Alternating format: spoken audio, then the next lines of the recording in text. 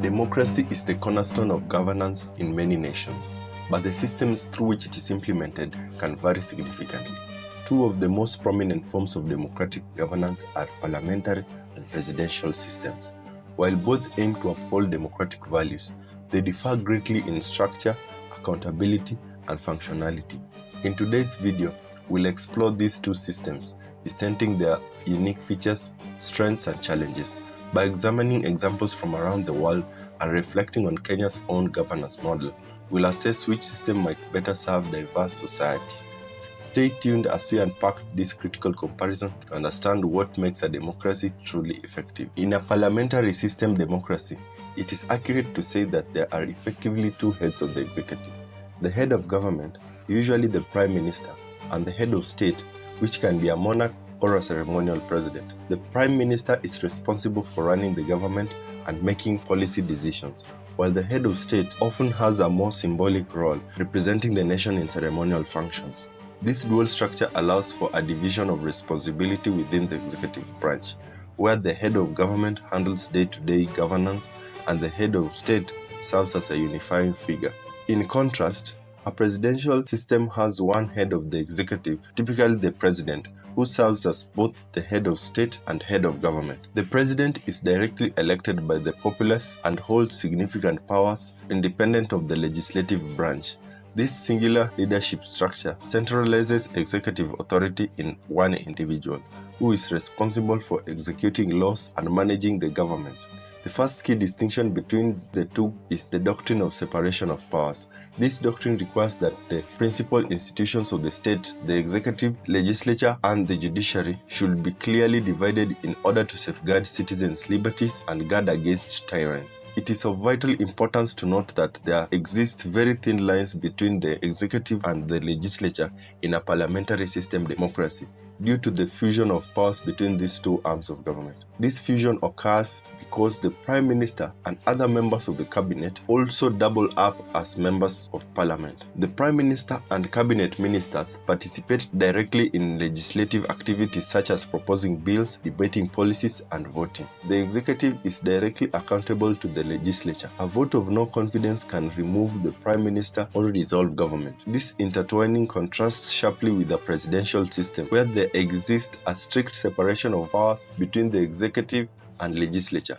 whereby members of the executive branch, including the president and their cabinet, cannot be members of the legislature. Additionally, a system of checks and balances is where each branch can limit the powers of the others. Checks and balances are mechanisms which distribute power throughout a political system, preventing any one institution or individual from exercising total control.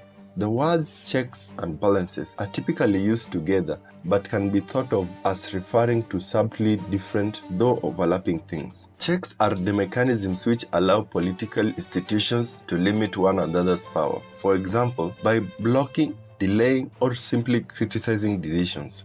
Balances, meanwhile, ensure that a wide variety of views and interests are represented in the democratic process. This includes structures like federalism, or broader features of democratic functioning, such as the existence of multiple political parties. In both presidential and parliamentary systems, checks and balances are designed to prevent any one branch of government from becoming too powerful. However, the way these checks and balances are implemented differ significantly.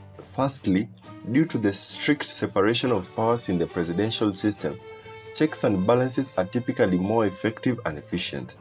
The National Assembly has oversight powers over the executive branch, including budget approval and investigations into executive actions. The Senate also plays a role in confirming appointments made by the president, adding another layer of legislative oversight. The legislature can impeach the president for misconduct, providing a direct check on the executive power. In Kenya, under the 2010 Constitution, the president does not have unilateral powers to dissolve parliament. However, there are specific circumstances where parliament can be dissolved, which involve legal and constitutional mechanisms. For example, this was invoked in the context of the two-thirds gender rule, where parliament failed to enact laws ensuring compliance with gender representation requirements. The president does not have traditional veto power, but does have the authority to refer legislation back to parliament for reconsideration. Here's how it works. process. If the president objects to legislation passed by the National Assembly, he can refer it back to the Assembly with a memorandum outlining his concerns.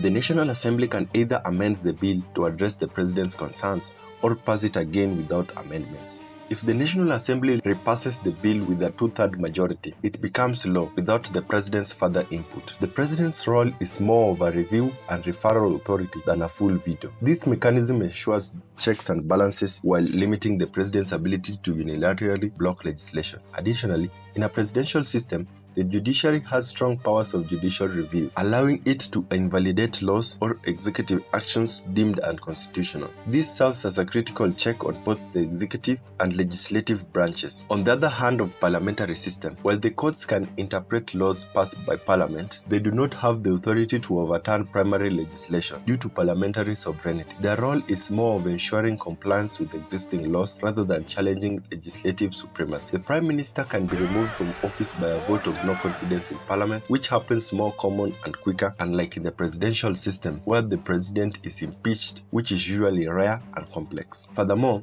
since the cabinet members are also members of parliament, they are directly accountable to their peers, facilitating oversight through parliamentary questioning and debates. In Kenya, the concept of balances refers to the mechanisms that ensure a wide variety of views, interests, and institutions are represented in the democratic process. Under Kenya's 2010 constitution, these balances are evident in the following ways: through bicameral legislature, devolution of powers, political party multiplicity, Article 10 about public participation, and finally, independent institutions and offices. Additionally, accountability differs significantly between parliamentary and presidential systems.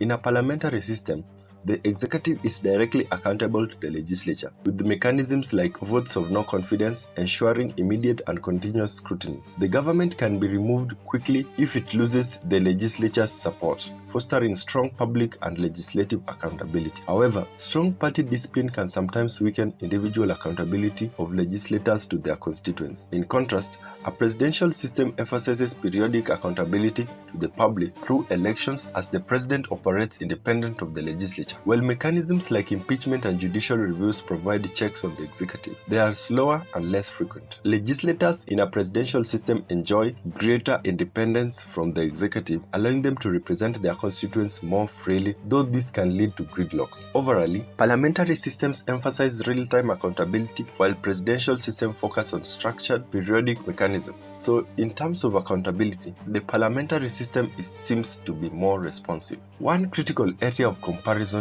is how effectively each system represents diverse interests within a society. In a parliamentary system, the fusion of powers allows minority parties or coalition partners to influence governance more directly, particularly in proportional representation systems. This ensures that small groups or regions have a voice in decision-making. On the other hand, a presidential system's winner-take-it-all approach can result in a concentration of power where the majority party or candidate dominates. While this provides stability, it can marginalize minority interests, making inclusivity a challenge. Efficiency is another point of divergence between the two systems. Parliamentary democracies with their integrated executive and legislature often enable faster decision-making. Policies and laws can be enacted swiftly as the government typically enjoys majority support in the legislature. However, this same fusion of powers can lead to instability if the coalition government collapses. In contrast, a presidential system with their strict separation of powers often experience slower legislative processes due to checks and balances. While this prevents hasty decisions, it can lead to gridlock, particularly when the executive and legislature are controlled by opposing parties. A hybrid system of democracy blends elements from both parliamentary and presidential systems, aiming to combine the strengths while minimizing their weaknesses. Often referred to as a semi-presidential system, this form of governance incorporates features like a directly elected president alongside a prime minister who is accountable to the legislature. Key features of a hybrid system include: 1. A dual executive. The executive power is shared between the president and prime minister. The president typically serves as head of state and oversees national security, foreign policy, or specific executive functions. The prime minister, often appointed by the president with the legislative approval, handles domestic governance and economic policies. The president and the prime minister may share responsibilities, but the exact division of power varies varies by country. The legislature retains significant authority, ensuring checks on both the president and the prime minister. The president is directly accountable to the electorate, while the prime minister is accountable to the legislature. This dual accountability structure enhances oversight but may create friction between the two executives. Voters may elect both the president and the prime minister separately, or the prime minister is appointed by the president but must have the confidence of the legislature. Voters also elect the president and the members of parliament separately. Countries with a hybrid system of democracy showcase varied implementations of electoral dynamics and power sharing between the president and prime minister. France is a classic example where the president is directly elected and wields significant powers, particularly in foreign policy, while the prime minister, appointed by the president, manages domestic affairs with parliamentary support. Russia also operates under a hybrid system, but here the president holds dominant authority, often overshadowing the prime minister, reflecting a tilt towards a more centralized executive. In South Africa, the system is a unique hybrid, with the president being elected by the legislature, combining parliamentary accountability and presidential powers. These examples highlight the flexibility of a hybrid system, adapting to each country's historical, cultural, and political needs while balancing power between different branches of government. As we've seen, parliamentary, presidential, and hybrid systems of democracy each have their strengths, challenges, and unique features. Parliamentary systems offer real-time accountability and inclusivity, while presidential systems emphasize stability and clear separation of powers. A hybrid system aims to balance these strengths, adapting to the unique needs of different nations. Now would love to hear from you. Do you think Kenya's current presidential system serves us well, or should we consider the parliamentary or hybrid models to enhance governance and representation? Drop your thoughts in the comments below. If you enjoyed this deep dive into democratic systems, don't forget to give this video a thumbs up, subscribe to the channel, and hit the bell icon for more thought-provoking content. Let's continue this journey of exploring ideas that can shape the Kenya we want.